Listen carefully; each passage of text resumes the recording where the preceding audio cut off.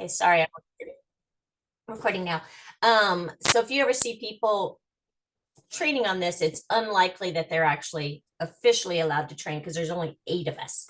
And I just hadn't done it in a while. And so, like I said, I decided to do it, and Melanie loved it and said, let's do it again. So I'm excited because I really should start doing this more regularly because it is so powerful.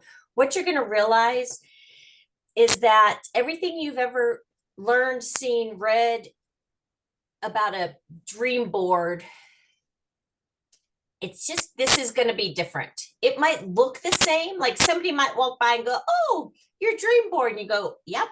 But the way you look at it, the way you see it, the way you feel it once it's done is going to be so different, so tangible. It's really is remarkable, the difference. So I am going to share my screen. Hold on a second. Let's see. Okay.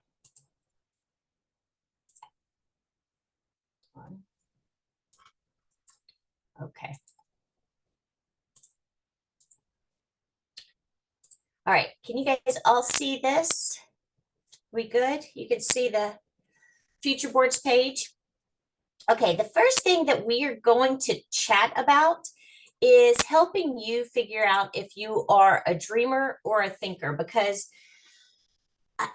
as simple as it may be, a lot of people don't give this any kind of thought whatsoever. And if you know whether you're a dreamer or a thinker, it helps you, catches you in your tracks sometimes, because both of these, there's pros and cons to being a dreamer and a thinker, but they really influence how you set up your visions and your goals and how you're able to fulfill them.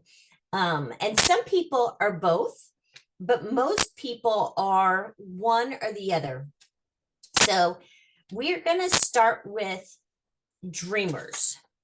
Actually, we're not. We're going to, let me give you a quiz first. So just on a piece of paper or on your little note or on the front of your future board, whatever, I'm going to ask you questions and write dreamer, and then write thinker. Every question I ask you right now, just put a tally next to, and then we're going to, if you answer yes, if the answer is yes, put a tally next to it, next to dreamer. Do you often daydream? Were you a daydreamer as a child? Do you consider yourself artistic? Do you see things in your mind in a vivid or visual way? Are you creative? Are you a risk taker? Does buying a lottery ticket give you a secret excitement, a twinge of hope, or even just an excuse to daydream about what you do with all the money? Have you had a difficult time finding the right career path or finding your passion because so many things interest you at first glance? Does it excite you to try new things or visit new places? Do you often think that there must be more to life? Do you get excited about big ideas? Did you always feel deep down that you were meant for something more?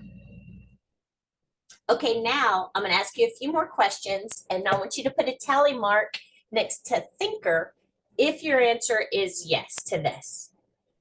Do you like to make a plan before taking action? Do you thrive on structure?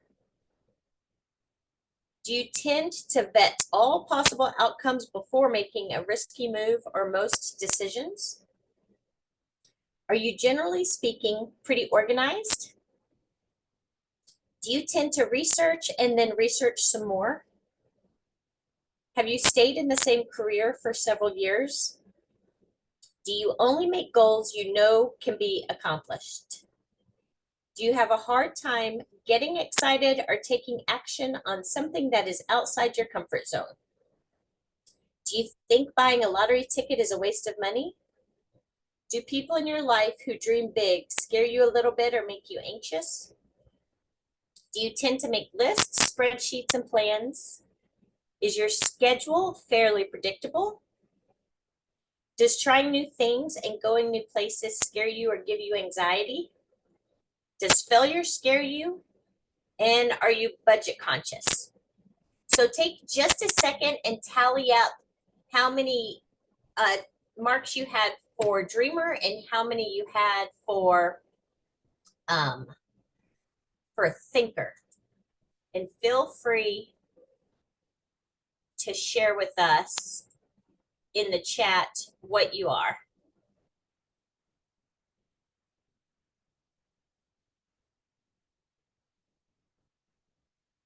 Are you guys still hearing static?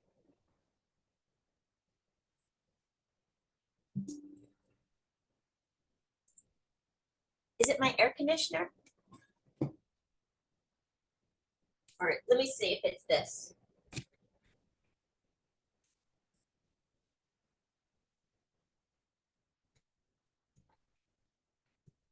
Is it that? Or is it still staticky? It's my mic. Or is it clear now? Angie says it's clear now. I don't hear any static. Clear now. Okay, it probably was my air conditioner. We're on this is the third floor, so it has this beautiful window unit. Okay, it's turned off. All right. Okay, so now that we've gotten my air conditioner taken care of, so Kim's more of a thinker. Jennifer, I would call you both, which is pretty awesome. That works out super well for you.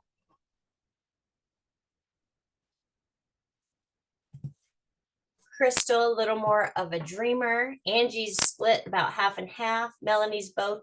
I'm both too. I am no professional, but I think it almost takes being both to be in network marketing. Like we have to kind of be both.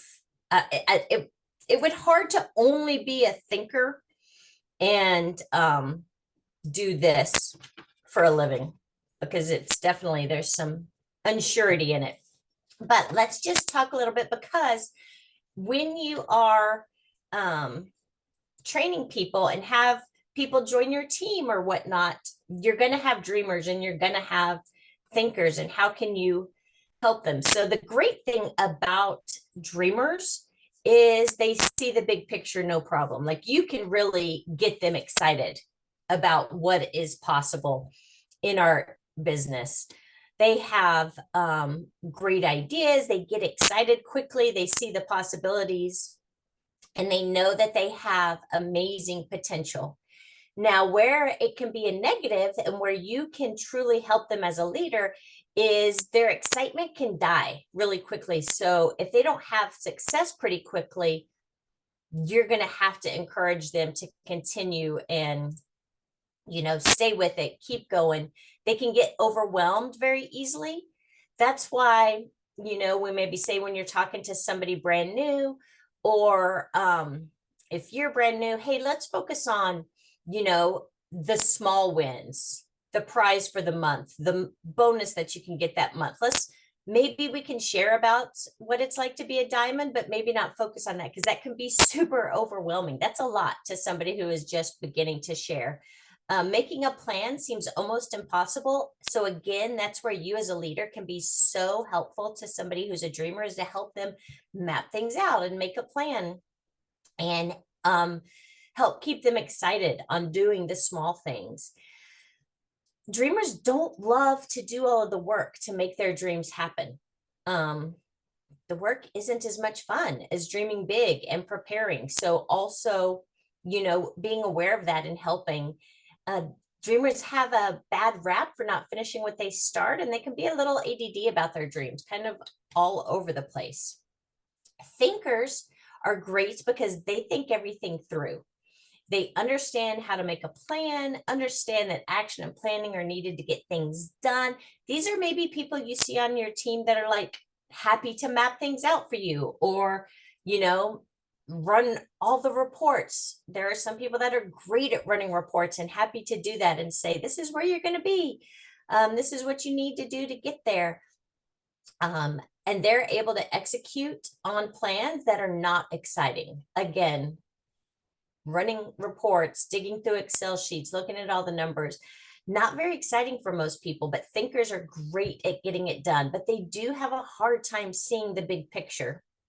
They don't like to spend time imagining. So part of this process can be hard for thinkers, dreaming big, having a big vision.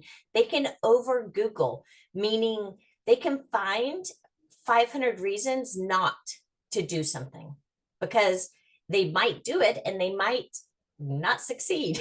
And they're going to find all kinds of reasons not to do it.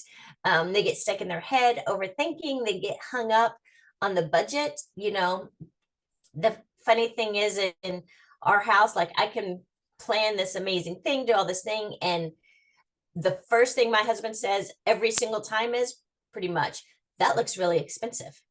Like, that's his response every single time. That looks really expensive. And I'm like, looks really fun to me. This looks amazing. And they sometimes can only see what's right there in front of them. So just being aware, if people are dreamers or thinkers, if you are a dreamer or thinker, can help you kind of, if you start to overanalyze things or talk yourself out of it, go back to your dreams.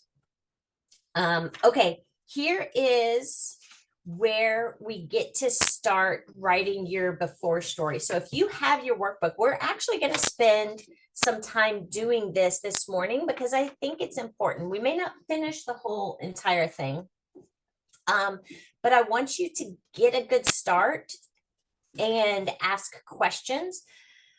But it's so important to know where you are right now. In my experience, sometimes we get so caught up in the day to day. We may keep a great schedule and we may stay on task and we know exactly what we need to do. And sometimes we're kind of on the hamster wheel. We're getting everything done every day for the most part, but we may not be loving everything that we're doing, but we're so busy that we're not taking time to figure out, where do we want to go? What do we want to do? What do we want to change? What do we want life to look like?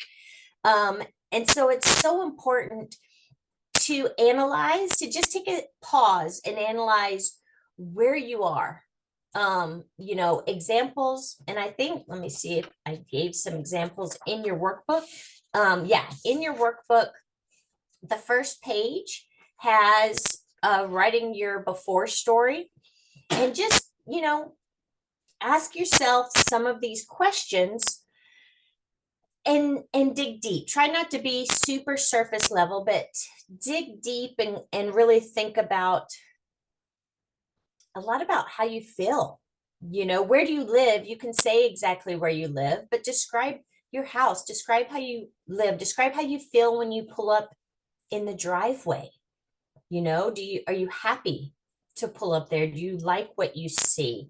Really kind of dig deep into that. We're going to take about 10 minutes to do this, and I'll just set my timer.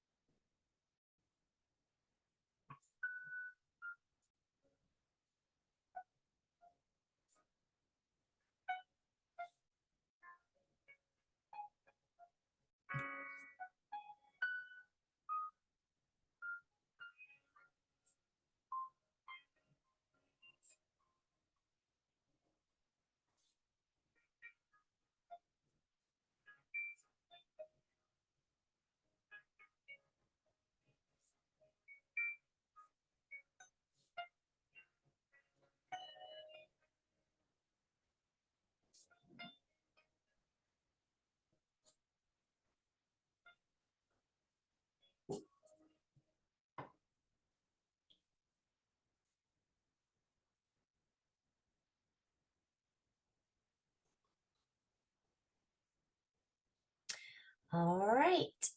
That's 10 minutes. How does everybody feel about writing their before story? I know that's not something that we take much time doing very often. Any thoughts? Just good sometimes to take into account. The other great thing, and if you want to add to it later after our call, a great thing about it is just a baseline of knowing where you're coming from, because sometimes, you know, it's not much different than taking a before picture, you know. When sometimes we look in the mirror and we feel like we look exactly the same, and then we put a picture side by side and we're like, oh, look, our face really is thinner, or we really have gotten bigger, or we really have gotten smaller, or whatever. And we may not notice any changes until we look side by side. So, truly being aware of where you're starting is great, because you're going to be making amazing changes and doing great stuff. So, what we're going to talk about really for the next couple of weekends is, your future life, and looking at the entire big picture of the life that you're creating, being intentional about the life that you're creating, and um, recognizing and realizing all the different areas. Because truly, there are so many different areas of our life that are important. And so part of this process is looking at all of the different areas. And why is it so important? Your dreams are tied to your happiness. The more you start to, if you're, they really go hand in hand. Saying it's tied to your happiness, indicates that they are connected and do go hand in hand. Have you ever noticed when you're happy and you're in a good mood and things are going well, like you feel like everything is moving correctly, like you're hitting your goals, you're just doing more things. When you know what you're working towards, like otherwise known as your dream or your goal or whatever you want to call it, you have more clarity on where you're going and why. And through this process, we're going to dig a lot into the why, which is going to help you have really specific, amazing goals that you're not going to need to stay motivated to work for. You're going to intrinsically be able to look at pictures and know why you want them. Because that clarity creates the desire, and your desire fuels your hustle and creates just a relentless pursuit that will help you manifest your dreams, which is so important. And so don't get hung up on trying to answer the specific questions right now, because sometimes when we're going to start working on and writing out some dream scenarios for you. And where a lot of people get hung up and stuck is, well, I could never afford that. Or how would I make that much money? Or, what kind of job do I need to do? Or, what do I need to do to make enough money to afford that? And how much is that going to cost? When you really start throwing in that's such a dream killer.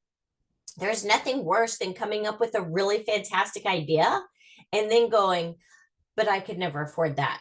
Like immediately you have taken the dream and like flushed it down the toilet. So we're not even going to worry about right now what anything would cost, how you could afford it, how you could achieve it.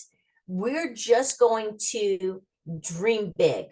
And that's where, here are the areas that we're going to work on. So maybe make a note of, at the top of you have a blank page right here.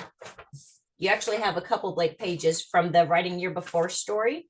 On one of those, I would love for you to write these 5 areas, because these are the 5 areas that really encompass all the different areas of your life. And we are going to work towards creating things for all of these areas. So relationships, career, financial situation, mind and body, and passion and joy. So I want to just make sure you have all of those 5 written down, because we will go back to those in all the different areas as you are dreaming big, because we want to have dreams in each of those areas. So does everybody have those 5, or do you need a few more, another couple seconds?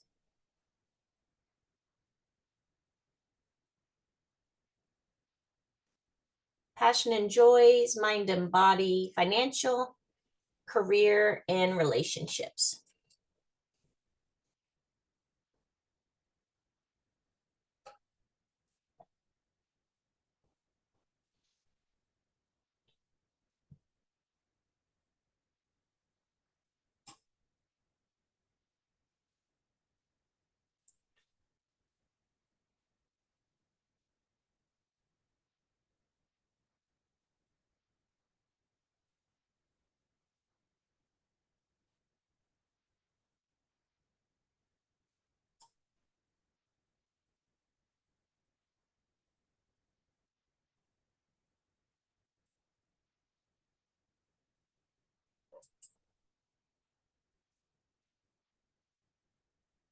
All right.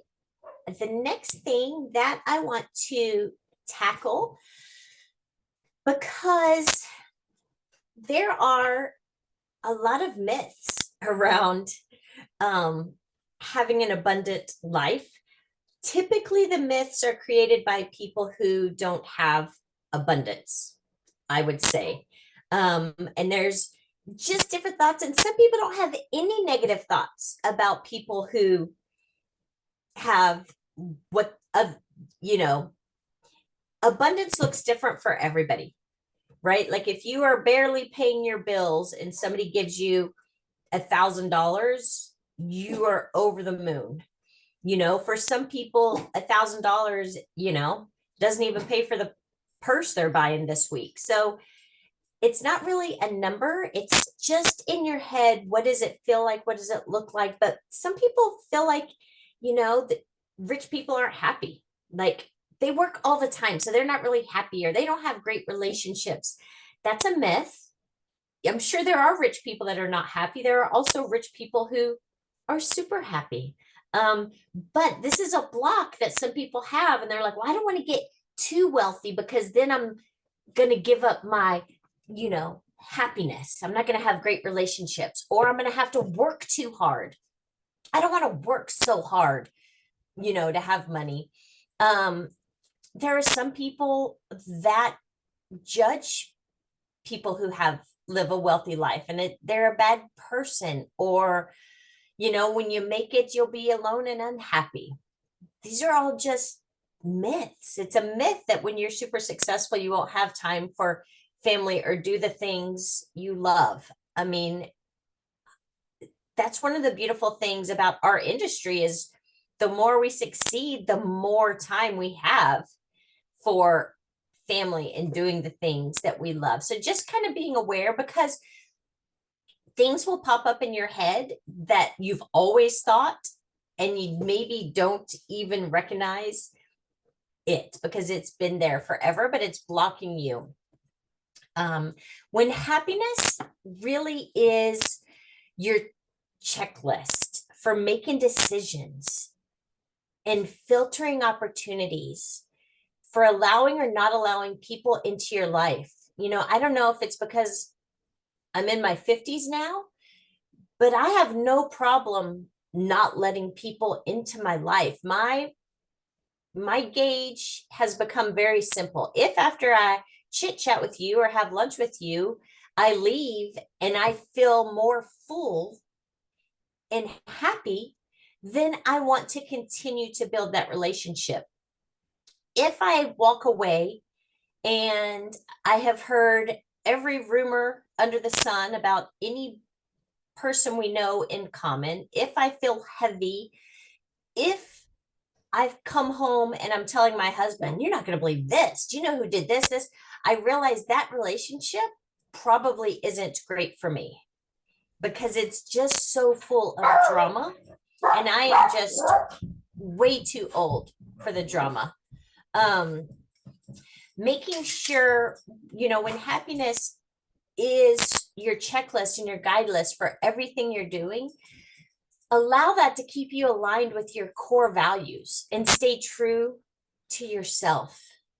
And it doesn't have to be a selfish kind of, well, that doesn't make me happy, so I'm not going to do that. Like, I don't love doing the dishes. I still have to. I'm not talking about that, but moving towards your goals when you're making decisions, is it moving you closer or farther away?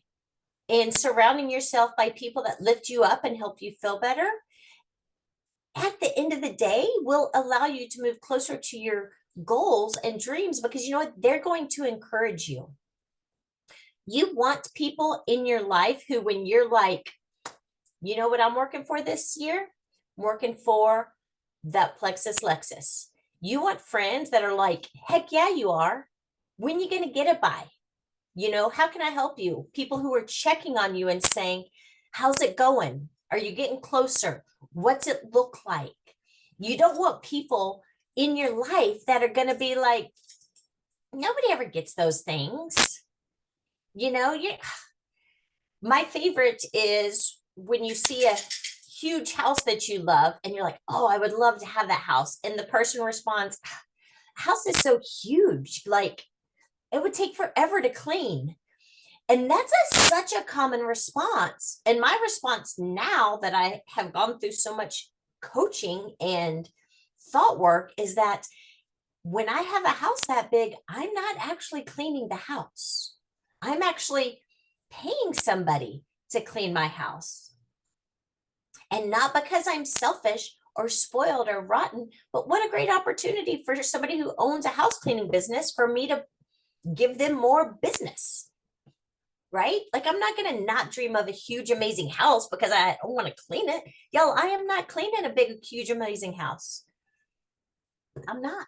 So just check yourself when things start to bring you down and realize that's not going to help you reach your goal. So take time and be aware of what is making you happy and people that are lifting you up.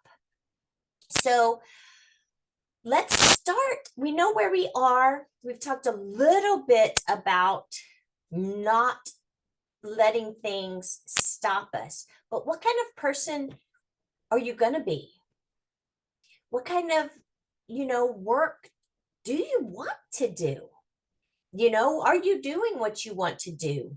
Are you doing a couple different things because what you want to do isn't completely earning you as much as you want? What is it that you really want to do? And sometimes you have to do both, right? Like, for some people, they do Plexus to earn enough money to do this over here that they really love doing, but that doesn't pay well. On the flip side, some people are doing something that pays well while they're growing their Plexus business. But let's think about, what do we really want? Where do we want to spend our time? What do you do for fun? What do you do for relaxation? Where will you vacation? Who are your friends going to be? Let's start to think about what your future new life is going to be. And that's where you're going to get out your Power of What If worksheet. Should be the next page. It says the Power of What If. And there's 15 of them. So I'm going to set my timer for, let's set it for, I'm going to set it for 15 minutes, because typically people can come up with like 5 pretty quickly, and then they start to slow down. So this could be like, what if I, if there's a house you love that's in your neighborhood or whatever, or what if I go to Africa and eat breakfast with giraffes in the field right next to me? You know what I'm saying? What if I am double diamond? What if I am a 5-star diamond? What if I have a Range Rover and a Lexus in my driveway. So I'm going to set the timer. I want you to work on 5 what ifs. Um, and it could even be about friendships. It could be about your health. It could be about your mental. It could be anything. We're just thinking of your dream life. And if you need to go back and look at those 5 areas and try to come up with something, you know, if you can come up with 3 for each of those areas, that's great too.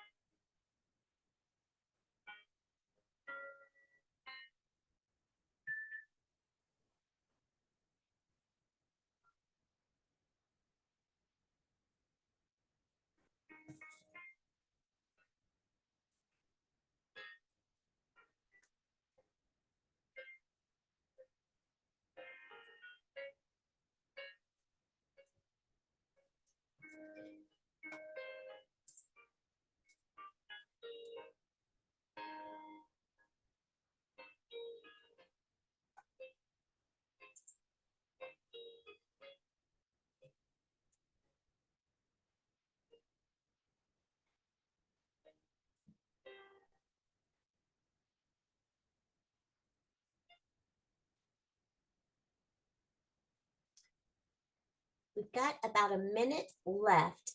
And so it looks like some of you are done and some are still working. If you are done writing all of your what ifs, flip the page over and just take a couple of minutes to write how you feel after doing the what if activity. Just kind of your feelings of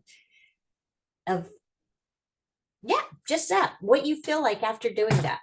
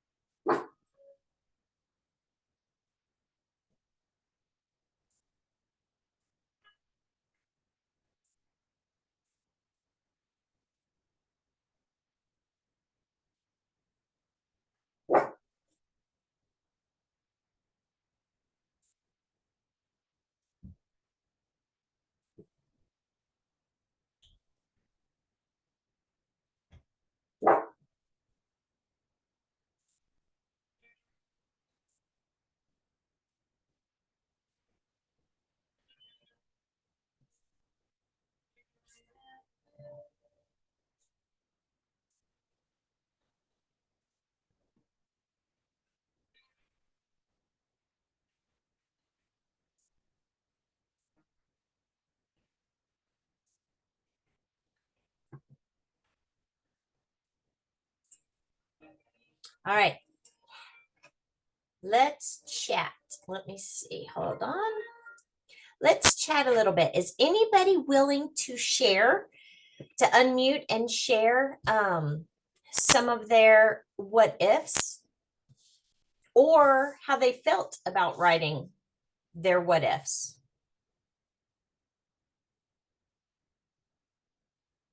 I mean, I can share mine if you guys want to be afraid.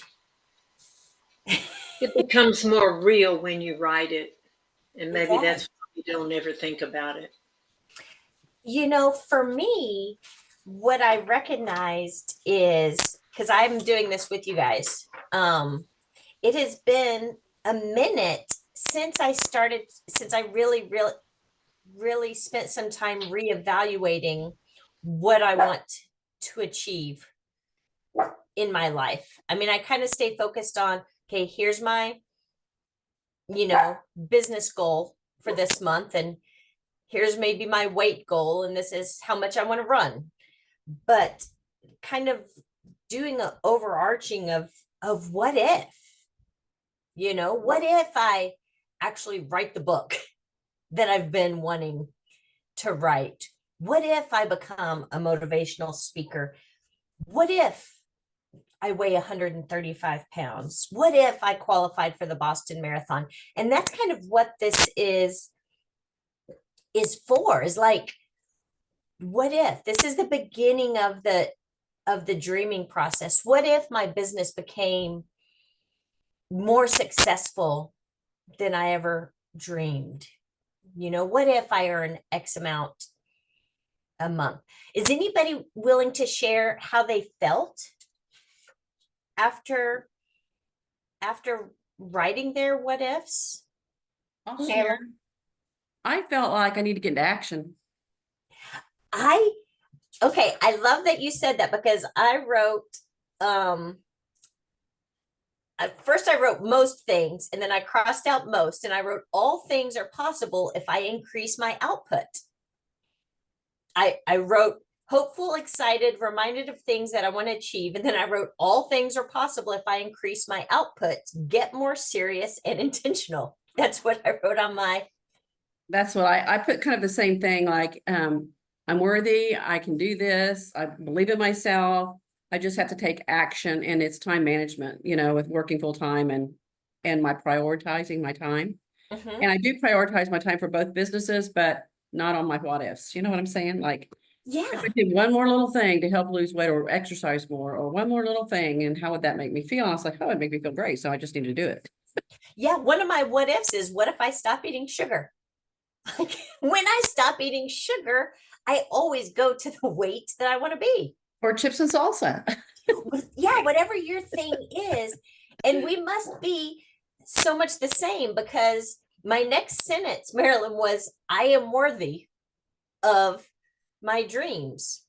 God would not have put a dream in my heart if he didn't also give me everything I needed to achieve it.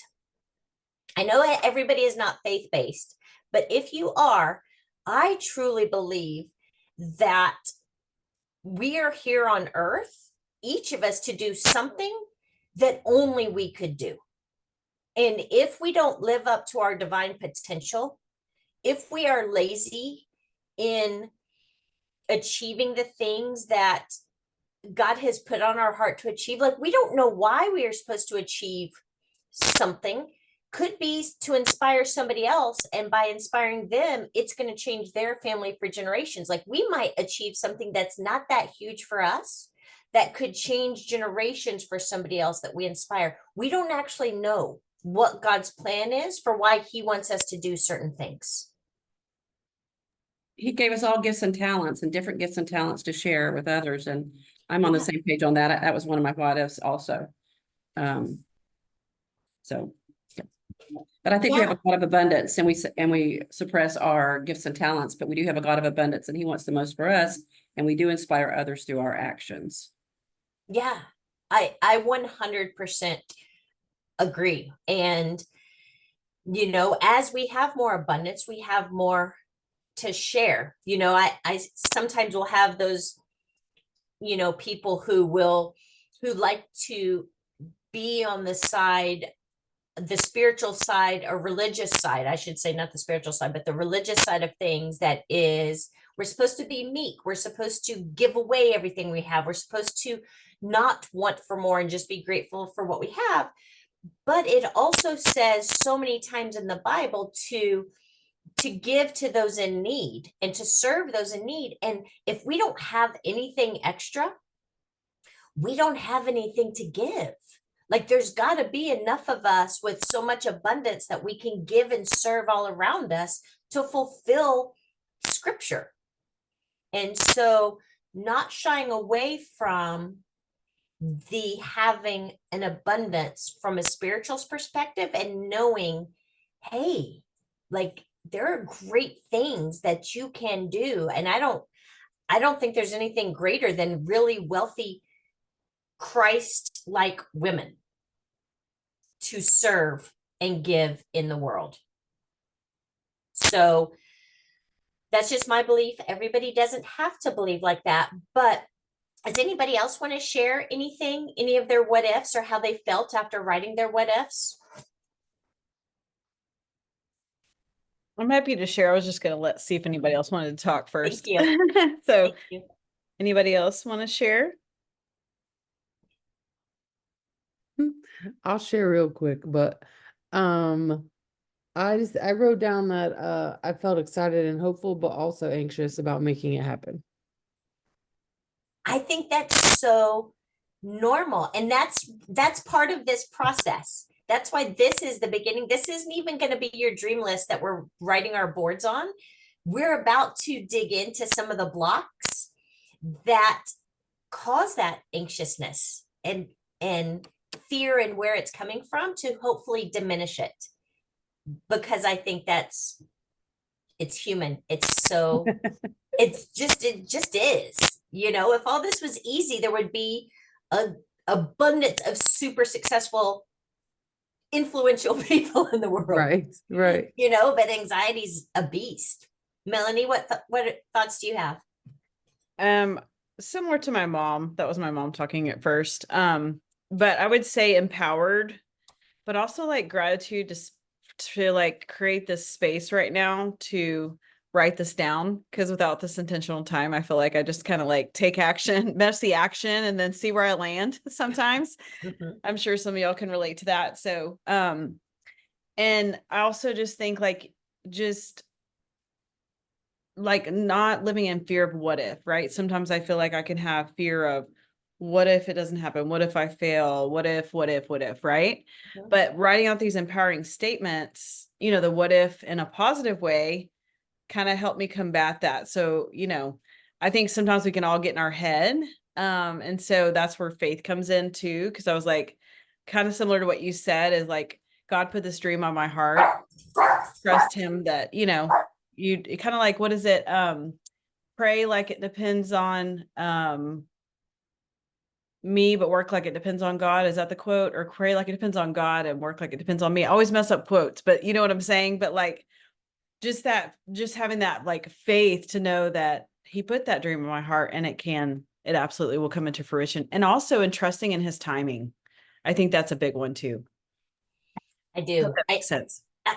Yes, and I love that you shared that, because I think trusting in his timing, but going back to, like you said, work, you know, because sometimes people can use that as an excuse too. Well, all in God's timing. Well, not if you just are sitting on your couch watching Netflix all day, all in his timing, right? Like, all in his timing if you're actually taking action.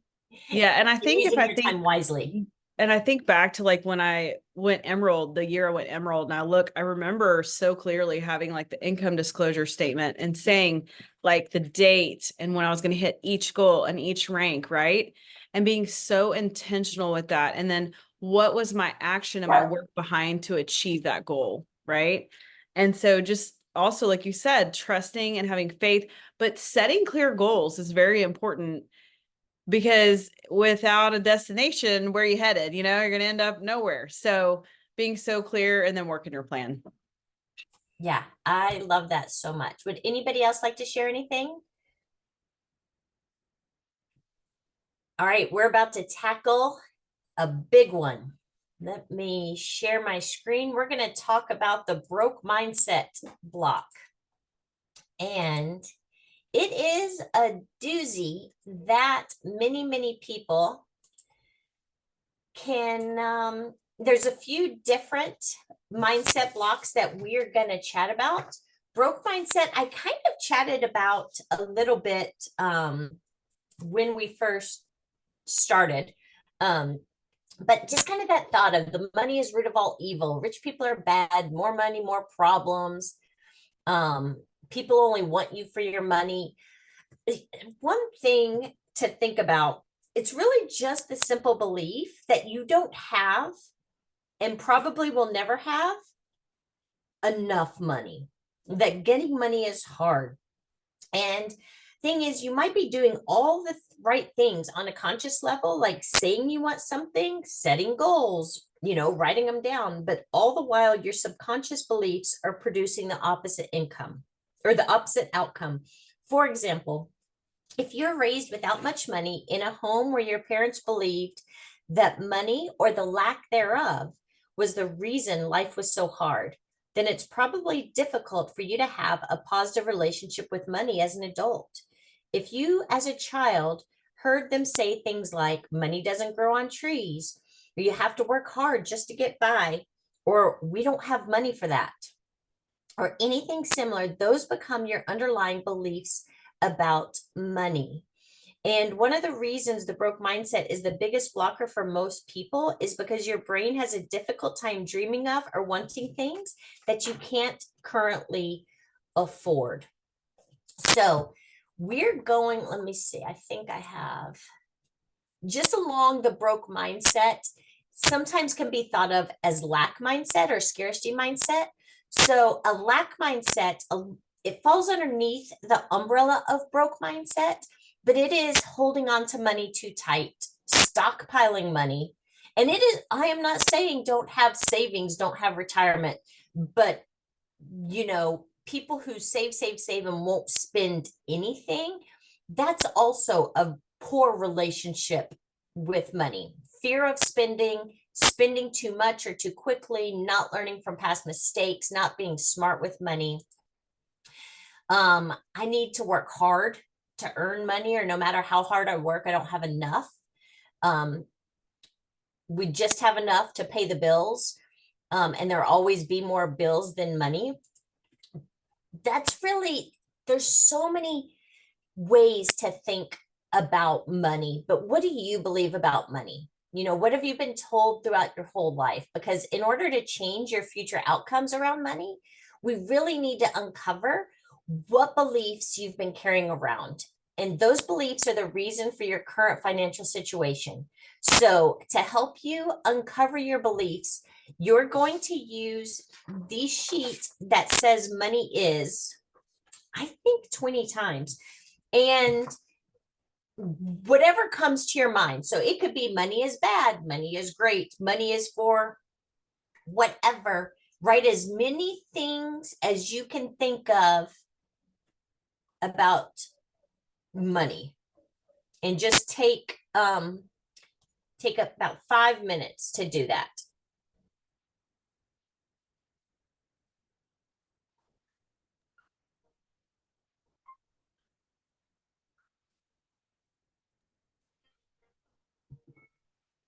Christy, I'm sorry, I had to step away. Ideas about money that we just off the cuff think? Correct. So truly anything. I'm trying to think of some examples. I should have got my old sheet out, but yes, like truly, like money doesn't grow on trees. Money is, Okay. yeah, or it could be something great about money, but just thoughts that you have naturally or that you've heard people say, because those are just inherently in you. Okay. And you, without really thinking about it, you can't you can't recognize it to change it, if that makes sense. Okay.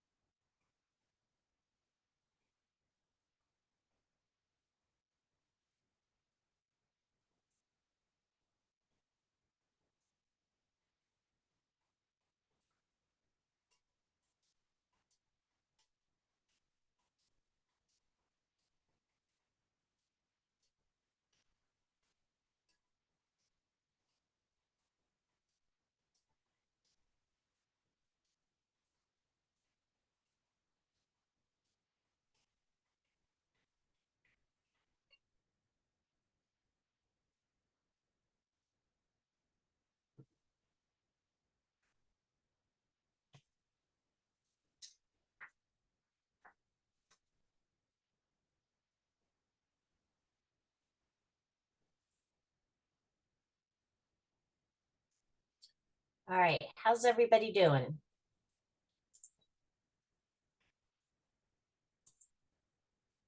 So, what we're going to do next is chat about some of the things that you wrote down. And what you're going to do is anything that you wrote that is negative, I want you to put an asterisk next to it. For example, something that is negative, I had to dig out my, I don't have this block anymore, really, because I've done so much work. And so when this started, I pulled out my folder from when I did this in 2019. This was my worksheet from 2019. one of the things, and this is after I had already done it once, I still had this, but one of the things I wrote down then is, and that this was negative, is money's going to make you a snob. And that's because my mom just believes rich people are snobs. She, it's this, it's fascinating, the things. And the funny thing is that my mom and stepdad have a very abundant life. My adult son actually said to me the other day, I saw Mama on the beach again, and I thought she was posting pictures from her last trip, but she's actually at the beach again. And I was like, yes, your Mamu just travels now. That's what she does. So, but she doesn't think of herself as wealthy. She thinks of wealthy people as snobs. So that took a lot of work for me to get rid of that. Something else that would be negative that you might put an asterisk next to is money is for other people. Something else that I had written that is negative, money is to be spent and not saved. I was not a very good saver. Does anybody else have some examples of anything negative that they wrote about money that they are adding an asterisk next to? Marilyn? Yes, of course I do. That's something to say.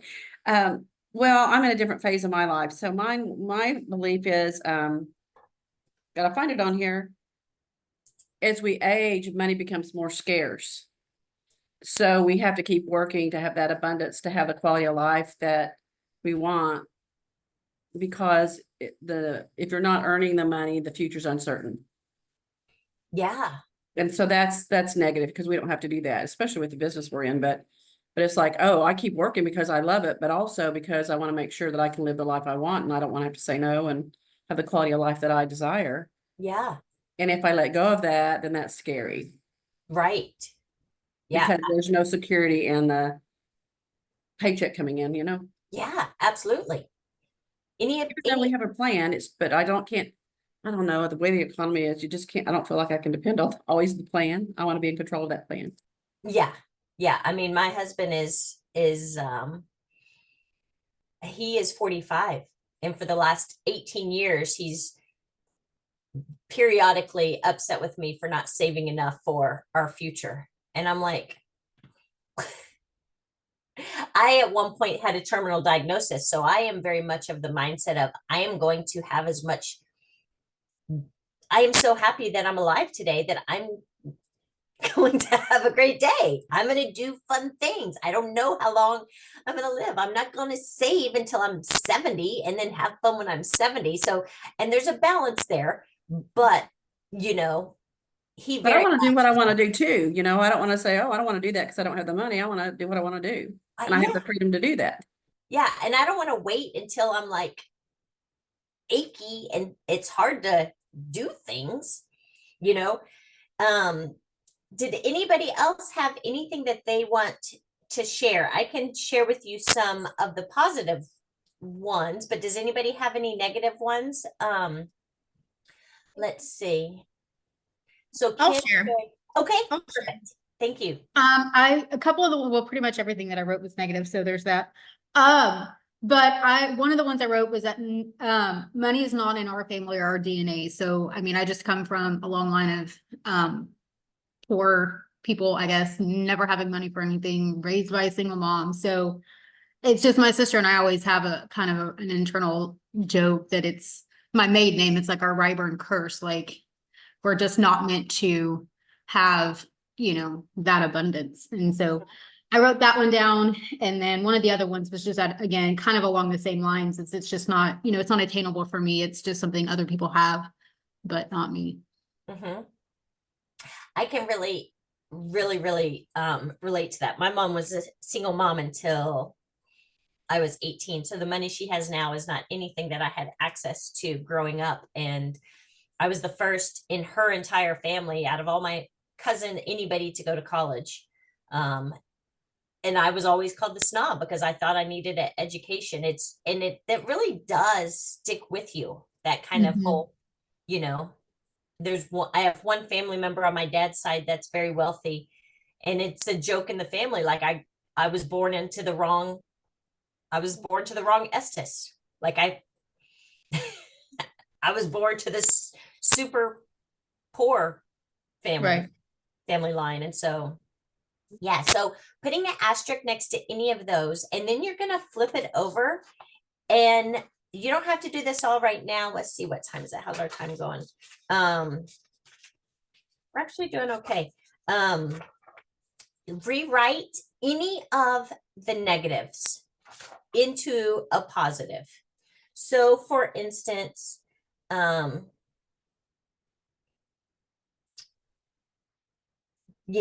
money is powerful. Money is coming. Money is helpful. Money is abundant. Money is making life easier.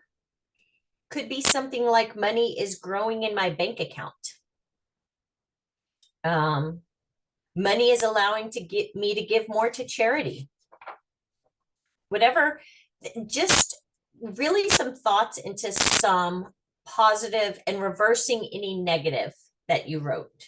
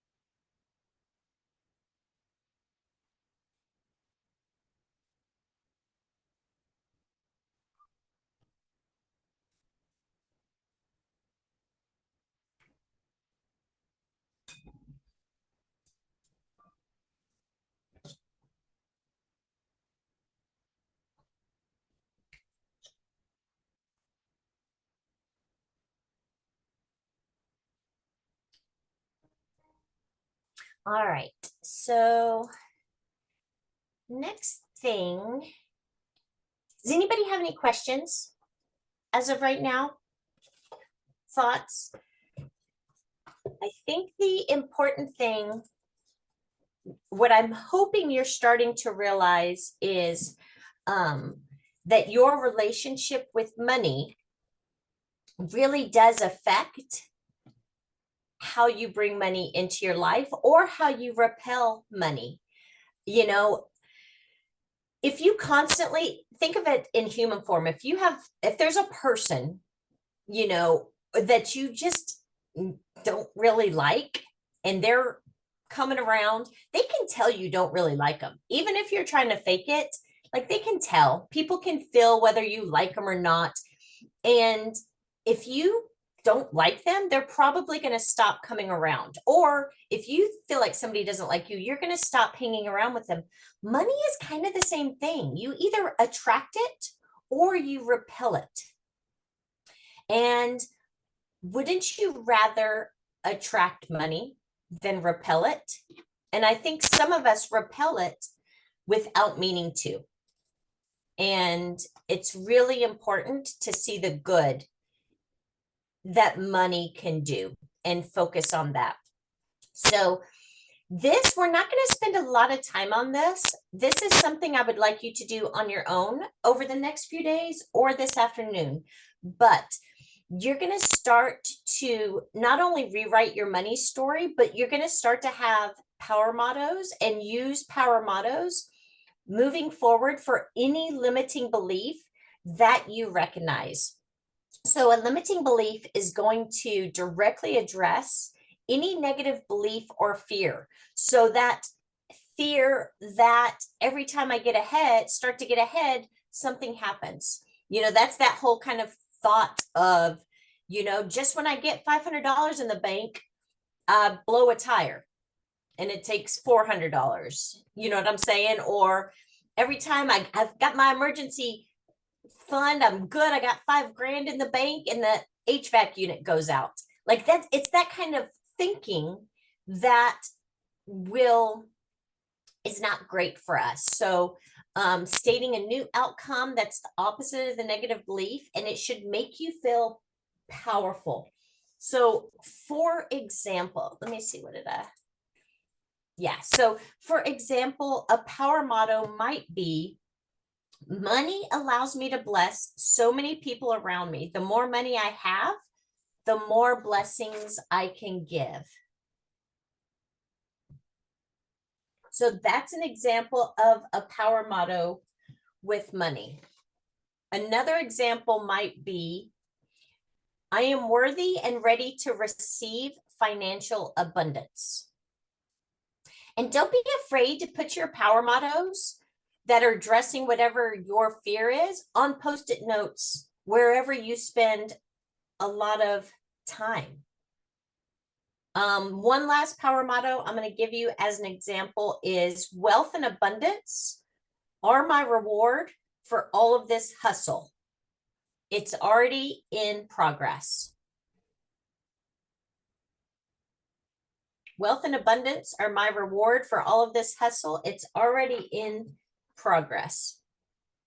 So those are just some examples. Does anybody have questions about power mottos? I wrote an example on the top of your sheet, but again, it could be as simple as money is bad. And your new power motto is, money brings me freedom and flexibility. It empowers me to do what I want when I want. It enables me to be generous and live life on my terms. Basically, we are rewriting the script in your brain. And we can't rewrite it by only writing this once or reading it once. That's why writing your power mottos down, I always suggest putting all of your power mottos in the notes section of your phone. And if ever you feel those thoughts popping into your head, any kind of scarcity, any kind of lack, any kind of unworthiness, just open that notes section of your phone and read them. It's basically really strong affirmations that are specifically addressing negative beliefs that you possibly have held for decades. Anybody have questions about that? The next activity that you're going to do, not with me, but on your own, is on the next page where it says money is not required.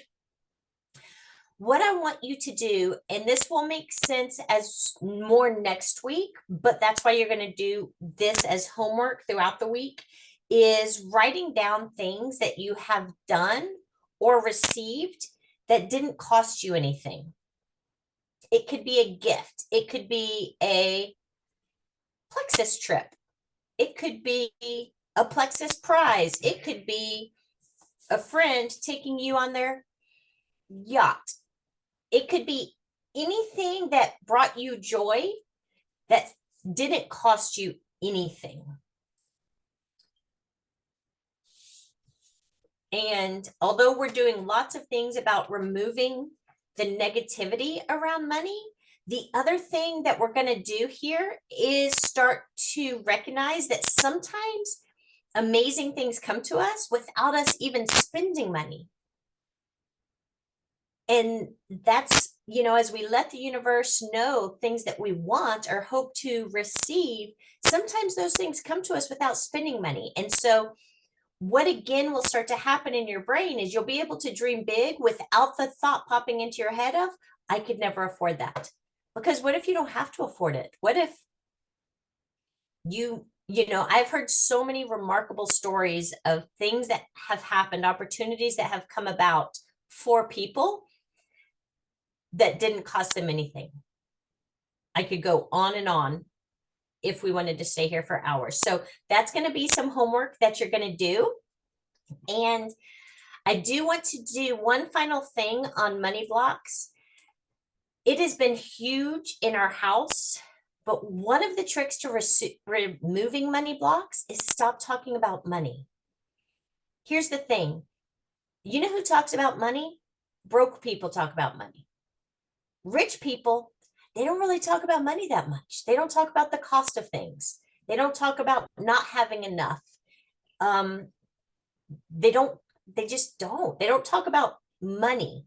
So stop talking about money. In our house, we have a rule that we talk about money and finance, because you also don't be dumb, right? You can't just spend and not know what's going on with your money. So in our house, we are allowed to talk about it on Saturday mornings. My husband, I think, puts things in Quicken 7 days a week, and he would like to talk about any expenditure 7 days a week. It causes me to be very tense and uncomfortable and feel attacked because I'm the only one that shops, because I'm the one responsible for food and clothes, and he's not shopping. So of course I'm the one who's spending all of the money. And so I often feel attacked. So we created a rule where we talk about it on Saturdays.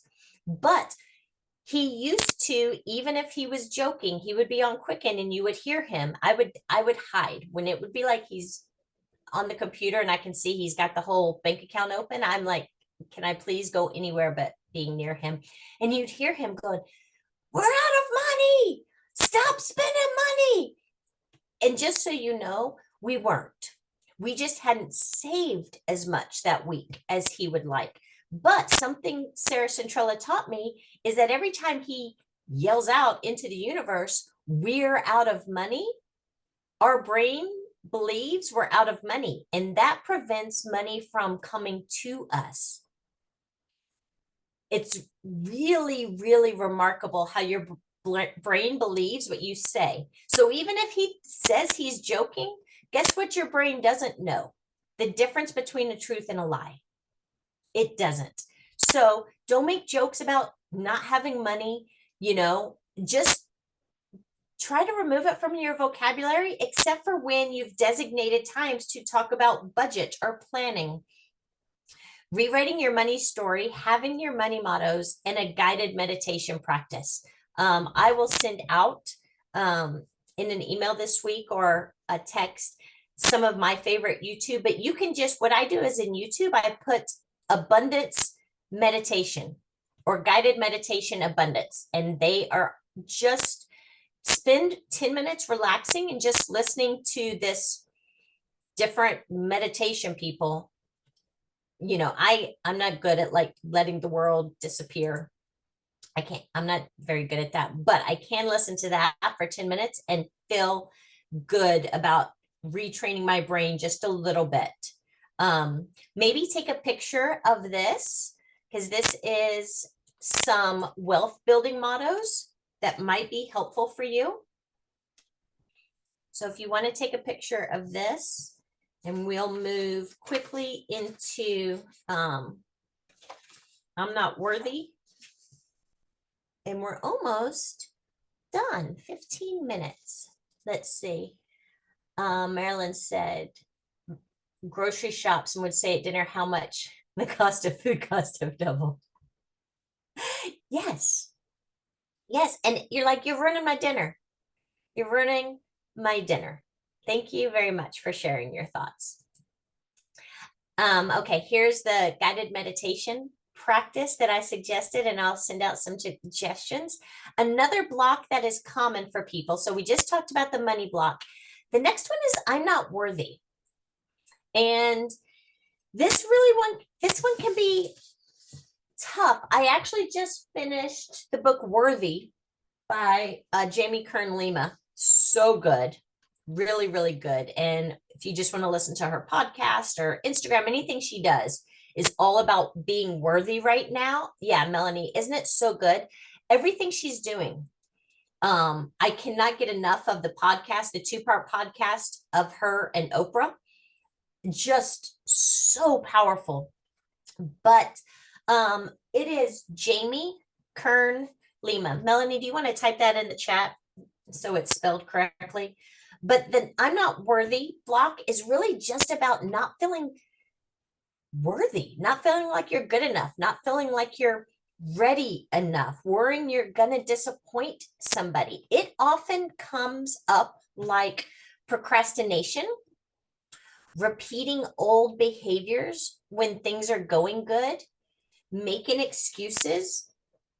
It can really, yep, Jamie Kern Lima, thank you.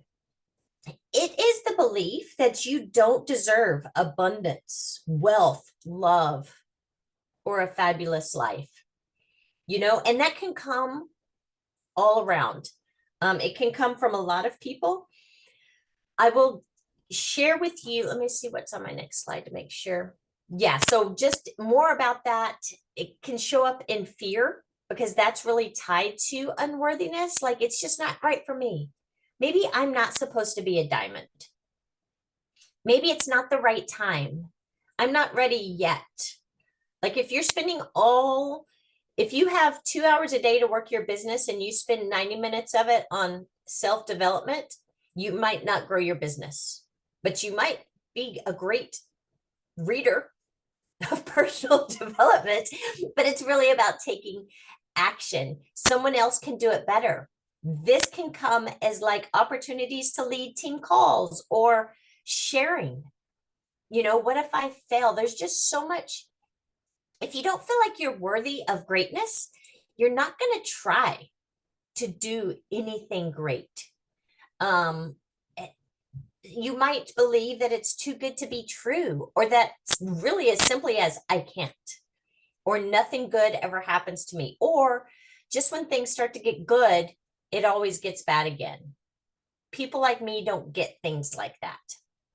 Just that unworthy mindset, the low self-confidence. Here's some examples of low self-confidence.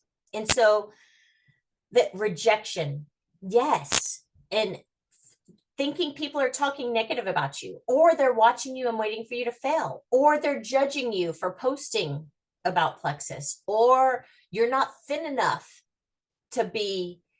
for people to take you seriously about plexus. And every time anybody says, well, I just need to lose some weight before I really start sharing plexus seriously, I always just say, look at the diamond stage. It is every shape, age, gender, personality type, fancy, not fancy. I mean, it is everybody, because there is somebody for everybody that somebody needs to look up to. And so really thinking about what are your thoughts? That your homework is going to be, thinking about times when you've self-sabotaged yourself, or where negative thoughts pop in.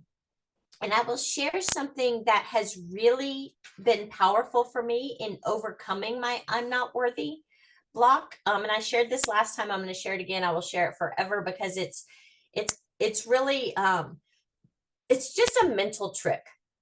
So what I like to ask people is, who is the person in your life that always cheers you on? It's like I said earlier, who's the person where you could tell them, hey, I'm going for Sapphire this month, or I'm going for Emerald this month, or I'm going to earn that Lexus by the end of the year. They're the person who are like, yes, you are. You can do it. You can do anything. And they are cheering you on every day. Like, they're the person, if you're running a marathon, they're on the bicycle next to you, filming you to get great shots for your Instagram. Like, they are your biggest cheerleader. For me, it's my Aunt Marilyn. My biggest naysayer, although she loves me the most, is my mom. And it's not because she doesn't love me. It is because she has lived a really hard life of abuse, of addiction, of poverty. And she does it for two reasons. One is, in her head, somebody, her mom, convinced her that rich people are bad and selfish and snobs. And also, I think she has failed so many times in life that it's easier for her to try to negate some of my dreams so that she doesn't have to see me fail and see me hurt. Does that make sense? But regardless, my favorite example is my mom one year for Christmas got me a purse. It was kind of an ugly purse. I opened it. She was like, I got that purse on blah, blah, blah. It was $400. So I knew you'd like it because it was expensive, blah, blah, blah. I didn't really like it. It wasn't really cute, but she thought because it was expensive, I would like it. Well, later that day, I empty everything out of the purse I was carrying it, put it in the purse my mom got me because my son and I were going to the store, put it on my shoulder. And she says to my son, only your mom would carry a purse that was that expensive. She bought it for me. She can't, that's just the way her brain works. It's just the way it works. And it is hurtful. And those things like that used to hurt me. Like, well, now I'm bad for carrying a purse. I'm over it. It doesn't hurt me anymore. So now I can adore her, even though she says what now I see are really ridiculous things. So my point for telling you those two things are, when you're chugging along, working towards your big goal, your big dream, and you hear those negative thoughts, you don't deserve that. Only snobby people want that. You're not worthy. You tried for that goal last month and you didn't get it. Don't try again.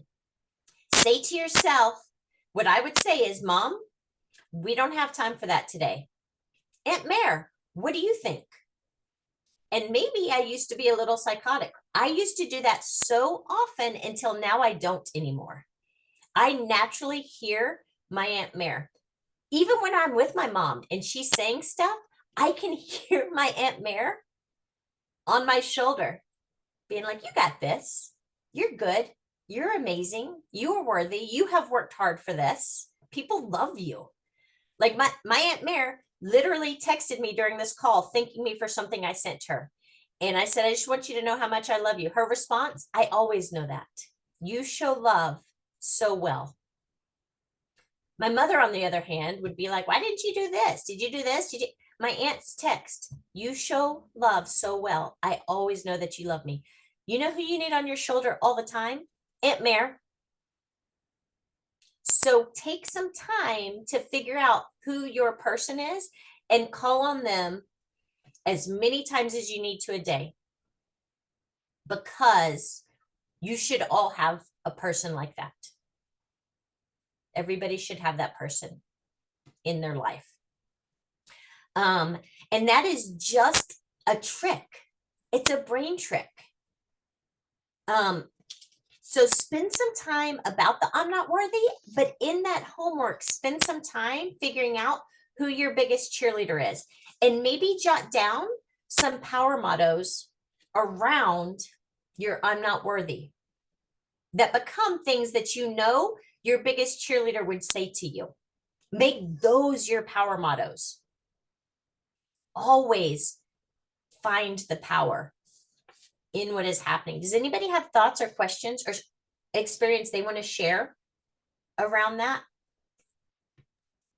I think I try to avoid it. I try to avoid that person because I don't want that negative energy, and because it creates such, I don't know, I try to block it because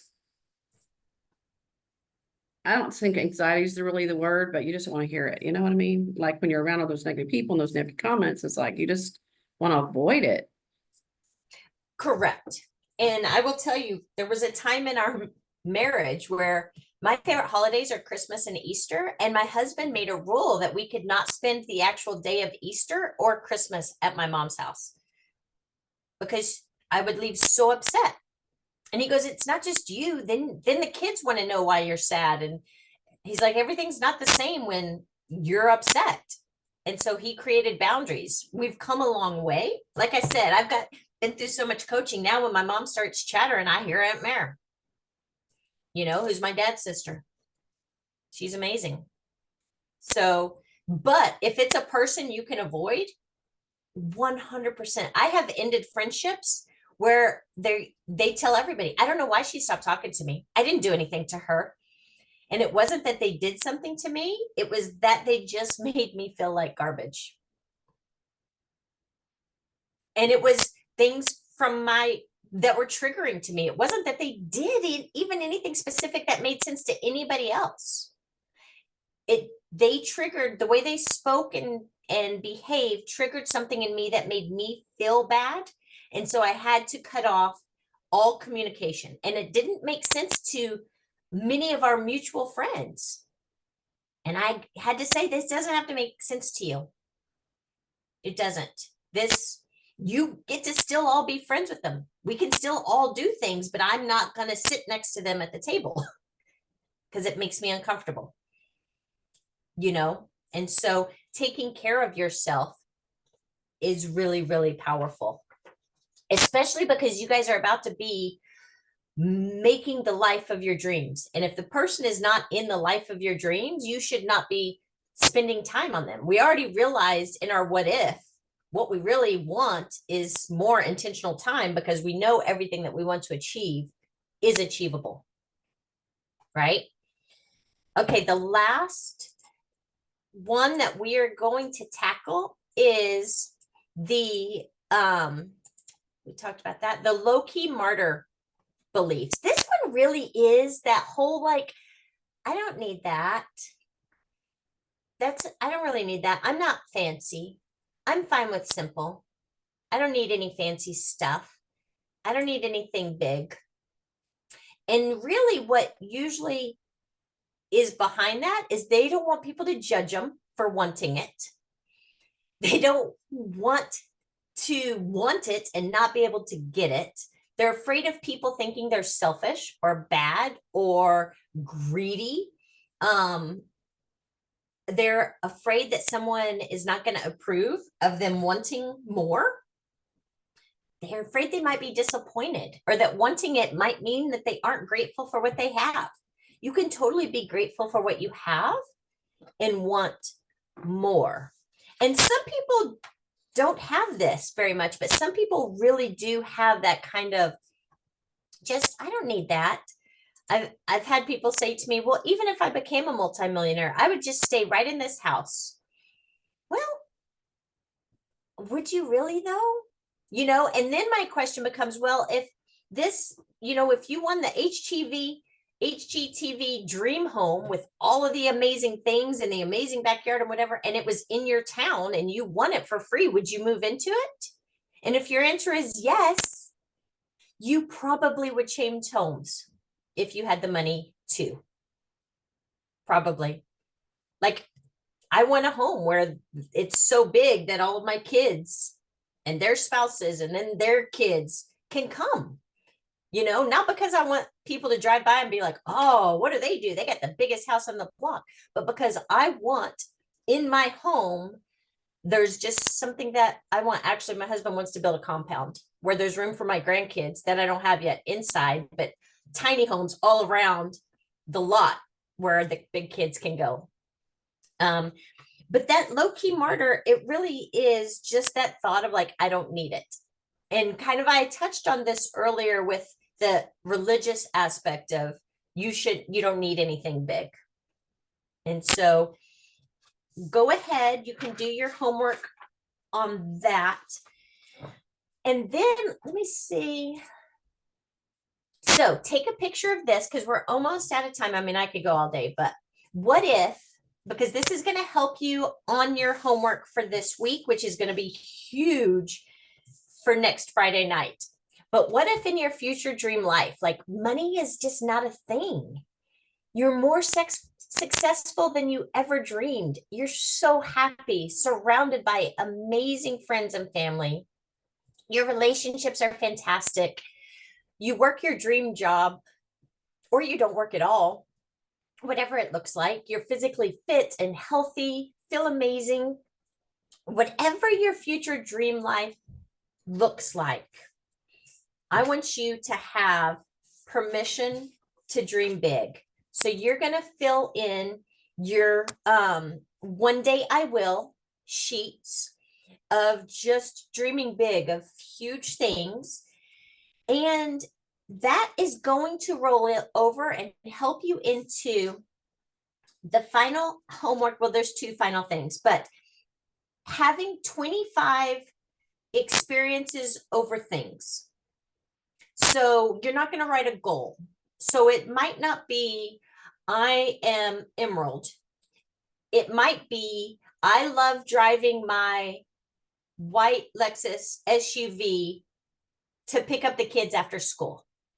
See how it's an experience that, I love driving my free Lexus SUV to pick up the kids after school. It's an experience. I love going on an Alaskan cruise with 4 of my best friends. It's an experience. So does it mean that you hit the rank of Jewel if you do those 2 things? Yes, but we're focused on the experience. It might not be, and it shouldn't really be anything that you can afford to do right now. So I am in Africa drinking an espresso, watching the mama giraffe play with her babies outside. That's an experience. So you're going to write 25 experiences down. This is going to be really, really critical for next week. If you don't have 25, it's going to make next week a lot harder, and it'll just make it tough for me to help you find great pictures that create emotion in you that cause you to really.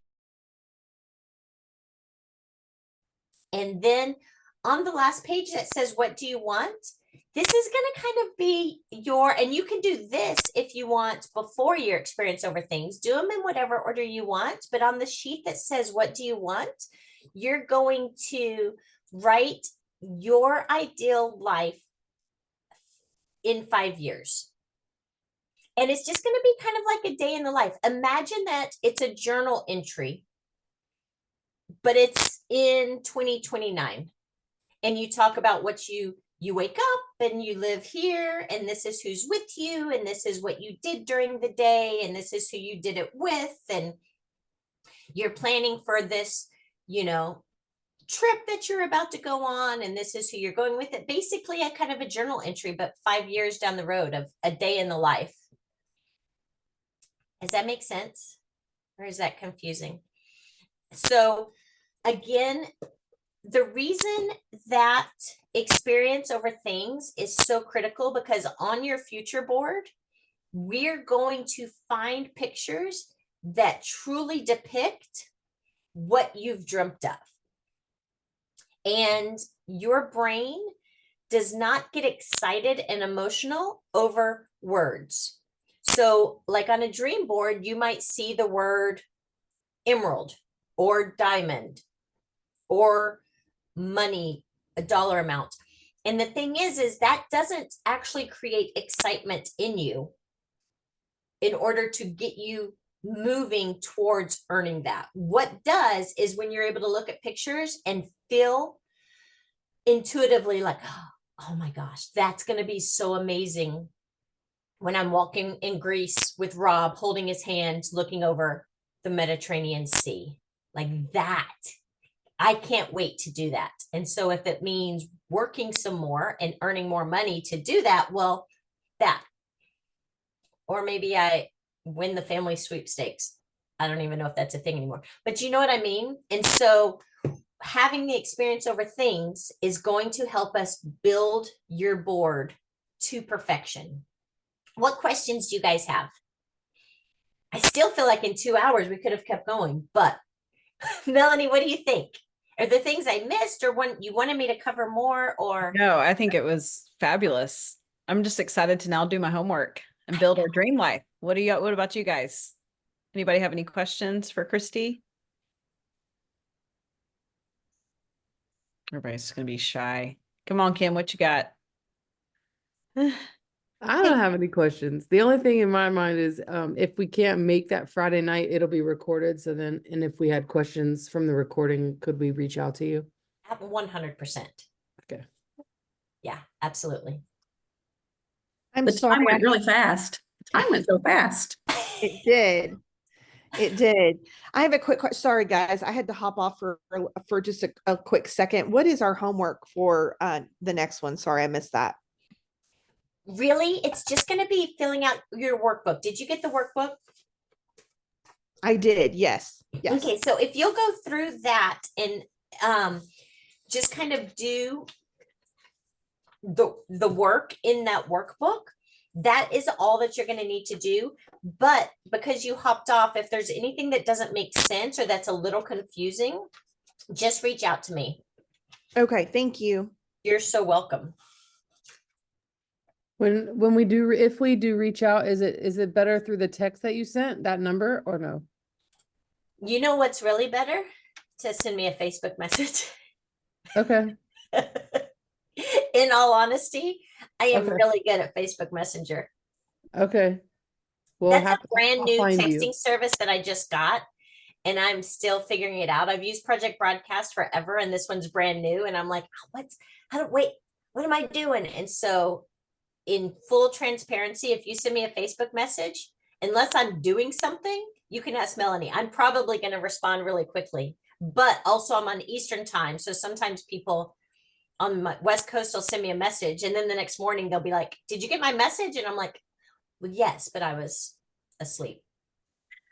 I'm on Eastern as well. Yeah. Okay. Yeah. But just friend me on Facebook if you haven't already, and I'm usually really good at that. Okay. Us Jules just live in Messenger. That's just how it is. I woke up this morning thinking, I hope nobody sent anything to that number or emailed me, because if you are friends with me on Facebook, I've spent the last week redesigning my daughter's bedroom. And I have been literally this morning, I was like, I haven't checked email in 3 days. I'm not really sure what's happening, but Facebook Messenger, I am on it. I'm on it. And my daughter was so pleased with her bedroom, so it was worth it, but I haven't answered any emails or text messages. Do you have wedding photos as your Facebook? My son got married in June. Okay. I just want to make sure that was you. There was That's a me. couple. Mhm. Okay. Yes. It's very pretty though. Thank you. Thank you. All right. Any other questions? And if you struggle with worthiness at all, and if you're not a book person, just Jamie Kern-Lima's podcast alone is so good. She's so good. Don't you think, Melanie? Yeah, that book. I read it actually this summer on my Destin trip. That was my Destin book. Okay. And read it on the beach. And yeah, it's one of those that like I feel like I want to read again. You know, it was just really, really good. Yeah. I so haven't heard her podcast actually, but She just launched it like 4 weeks ago.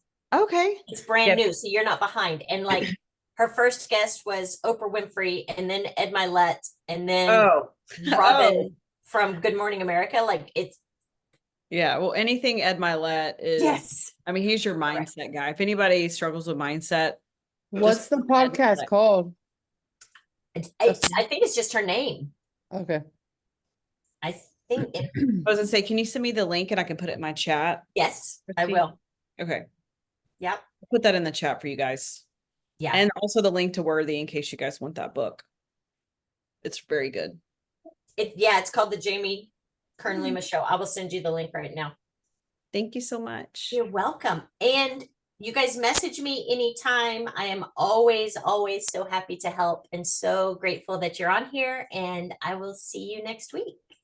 Thank you. Thank you so much. And you will get more workbook. So Melanie, if by Okay. Wednesday, because I'm traveling on Thursday, if on Wednesday you have not gotten a workbook, message me Okay. for And if part you two, want, just go ahead and of the shoot it workbook. to me in Messenger. I'll just like make I sure- did. Yeah, Okay. that would be great actually, since the email thing Okay. was, but also if you could get this recording, because I do have about 5 or so registered that couldn't make it That today. did But, make it. yeah. but are you gonna send out a text recording as well? Yeah, I can do that. Thank you so much. You're welcome. Thank you guys. Have a All great right, weekend. y'all have a good day. Bye. Bye.